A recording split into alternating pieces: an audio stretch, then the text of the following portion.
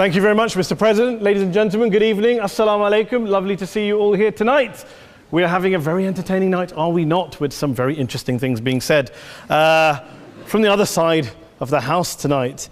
Let me begin by saying, as a Muslim, as a representative of Islam, I would consider myself an ambassador for Islam, a believer in Islam, a follower of Islam and its Prophet. So in that capacity, let me begin by apologizing to Anne-Marie for the Bali bombings. I apologize for the role of my religion and me and my people, for the killing of Theo van Gogh, for 7/7. Yes, that was all of us. That was Islam, that was Muslims, that was the Quran.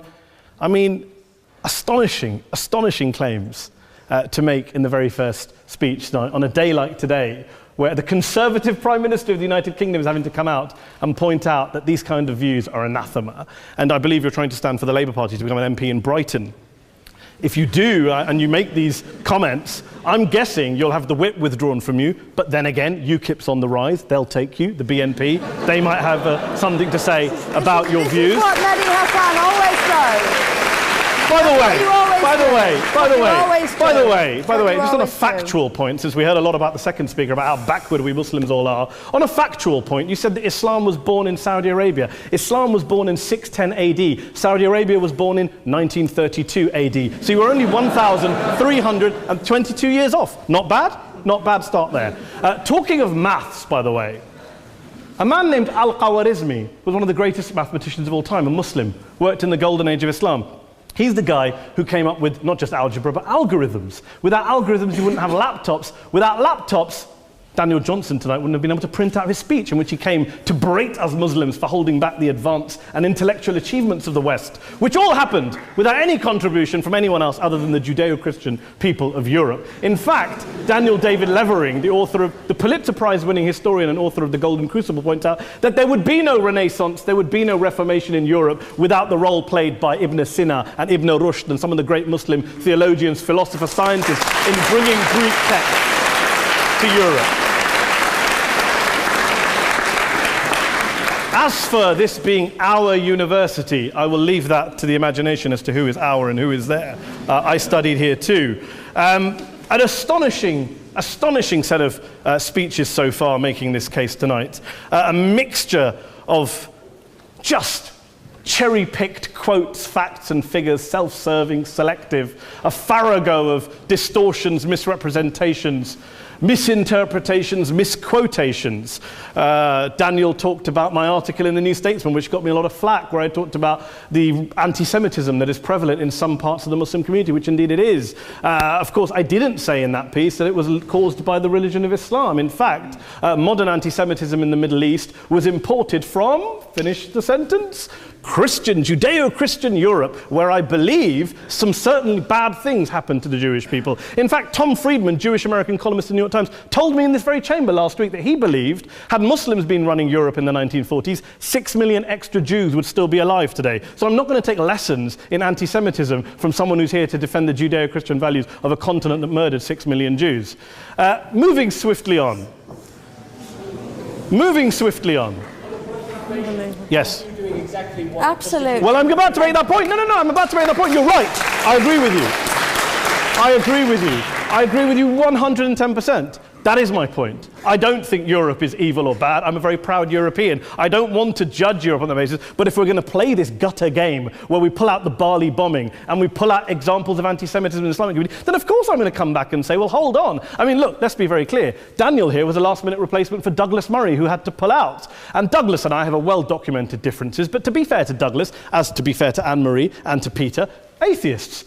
Atheists see all religions as evil, violent, threatening. What the problem I have with Daniel's speech is that Daniel comes here to run this robust defense of Christianity, forgetting that his fellow Christians, people who said they were acting in the name of Jesus, gave us the Crusades, the Spanish Inquisition, the anti-Jewish pogroms, European colonialism in Africa and Asia, the Lord's Resistance Army in Uganda, not to mention countless arson and bomb attacks on abortion clinics in the United States of America to this very day. I would like a little bit of humility from Daniel first before he begins lecturing other communities and other faiths on violence, terror, and intolerance. But, no thank you. Some water. But I would say this, to address the gentleman's very valid point here, I'm not going to play that game. I don't actually believe that Christianity is a religion of violence and hate because of what the LRA does in Uganda or what Crusaders did to Jews and Muslims in Jerusalem when they took back the city in the 12th or 13th or whatever century it was. I believe that Christianity, like Islam, like pretty much every mainstream religion, is based on love and compassion and faith. I do follow a religion in which 113 out of the 114 chapters of the Quran begins by introducing the God of Islam as a God of mercy and compassion. I would not have it any other way. I don't follow a religion which introduces my God to me as a God of war, as some kind of Greek God of wrath, as a God of hate and injustice. Not at all. As Adam pointed out, you go through the Quran and you see the mercy and the love and the justice. And yes, you have verses that refer to warfare and violence. Of course it does. This is not a motion about pacifism. I'm not here to argue that Islam is a pacifistic faith. It is not. Islam allows military action, violence in certain limited contexts. And yes, a minority of Muslims do take it out of that context. But is it religious? Well, we talked about Woolwich. Daniel and Anne-Marie have suggested that it's definitely religion that's behind all of this. Well, actually, what I find so amusing tonight is we're having a debate about Islam. And the opposition tonight have come forward. We have a graduate in law, a graduate in modern history, a graduate in chemistry.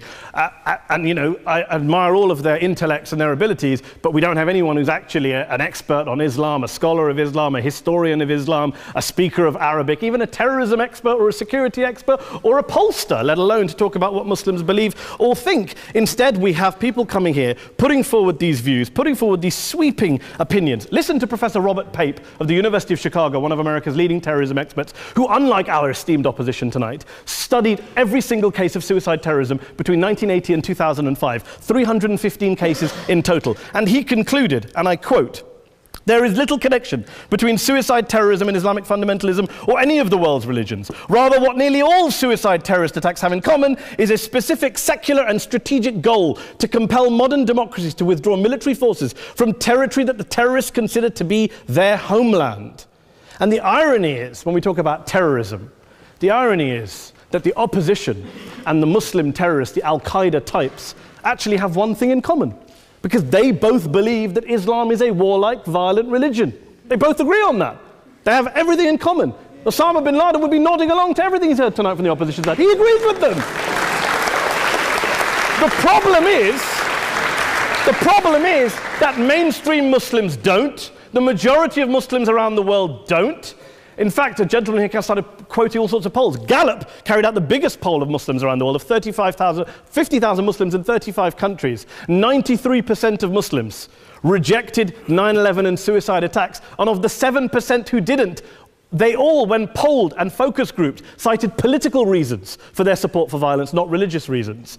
And as for Islamic scholars and what they say, well, Daniel talks about our University of Oxford. We'll go down to Oxford Centre for Islamic Studies, get hold of a man named Sheikh Afifi al-Akiti, who is a massively well-credentialed and well-respected Islamic scholar who has studied across the world, who in the days after 7/7 published a fatwa denouncing terrorism in the name of Islam, calling for the protection of all non-combatants at all times, and describing suicide bombings as an innovation with no basis in Islamic law. Go and listen to Sheikh Tahir al-Qadri, one of Pakistan's most famous Islamic scholars, who published a 600-page fatwa condemning the killing of all innocents and all suicide bombings unconditionally without any ifs or buts. There's nothing new here. This is mainstream Islam, mainstream scholarship, which has said this for years. You don't go out and kill people willy-nilly in the high street or anywhere else on a bus or a mall based on verses of the Quran that you cherry-pick without any context, any understanding, any interpretation, or any commentary. Point of information. Please. Well, it doesn't happen apparently. I didn't say it doesn't happen at all. I never said it didn't happen. I don't blame Islam. Yes, it's a very good point. And a lot of us are campaigning against that. And we're campaigning against it in the name of Islam. We're campaigning against it in the name of various interpretations of Islam. Anne-Marie comes and scares us with her talk of Sharia law. I would like to see the book of Sharia law. It doesn't exist. People argue over what Sharia law is. And you empower the extremists by saying there is only one version. You empower them all. I don't believe you took any interruptions, Anne-Marie, so I think you should stay there for a moment. Several countries. Here's what we're dealing with. Here's what we're dealing with. We are dealing, I took your point. Here we are dealing with a 1400-year-old global religion followed by 1.6 billion people in every corner of the world, a quarter of humanity, of all backgrounds, cultures, ethnicities. And yet the opposition tonight wants to generalize, stereotype, smear in order to desperately win this debate. And here's my question, if we're going to generalize and smear. If, okay, people say yesterday's bombers, and we've got to be careful, there's a trial going on, were yesterday's attackers, motivated by Islam? Big debate. I don't believe they were. Let's say they were. Let's say Faisal Shahzad, the Times Square bomber, was motivated by Islam. Let's assume, for sake of argument, that Richard Reeves, the shoe bomber, was motivated by Islam. If Islam is responsible for these killings, if Islam is what is motivating these people, and Islam is therefore not a religion of peace, a religion of war, then ask yourself this question: why aren't the rest of us doing it? Why is it such a tiny minority of Muslims are interpreting their religion in the way that the opposition claim they are? Let's assume there are 16,000 suicide bombers in the world. There aren't. Let's assume there are for the sake of argument.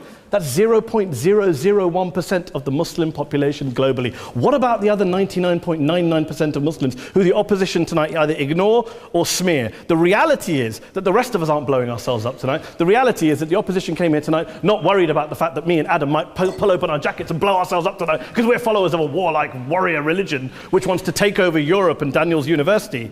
The issue is this. The issue is this. Unless the opposition can tell us tonight, and Peter Atkins is here, one of our great atheist intellectuals, can tell us tonight, they can answer this question tonight: why don't the vast majority of Muslims around the world behave as violently and aggressively as a tiny minority of politically motivated extremists? Then they might as well give up and stop pretending they have anything relevant to say about Islam or Muslims as a whole. Ladies and gentlemen, let me just say this to you. Think about what the opposite of this motion is.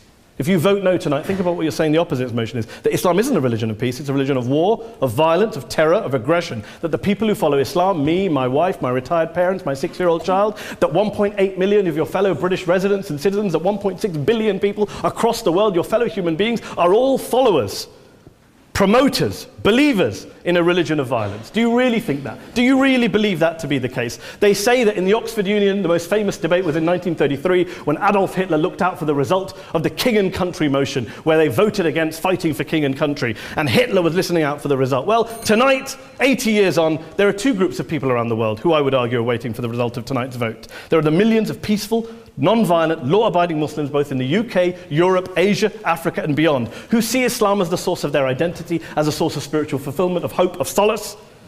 And there are the phobes, the haters, the bigots out there who want to push the clash of civilizations, who want to divide all of us into them and us and ours and their. Ladies and gentlemen, I urge you all not to fuel the arguments of the phobes and bigots. Don't legitimize their divisions. Don't legitimize their hate. Trust those Muslims who you know, who you've met, who you hear, who don't believe in violence, who do want you to hear the peaceful message of the Quran as they believe it to be taught to the majority of Muslims, the Islam of peace and compassion and mercy, the Islam of the Quran, not of Al-Qaeda. Ladies and gentlemen, I beg to propose this motion to the House. I urge you to vote yes tonight. Thank you very much for your time.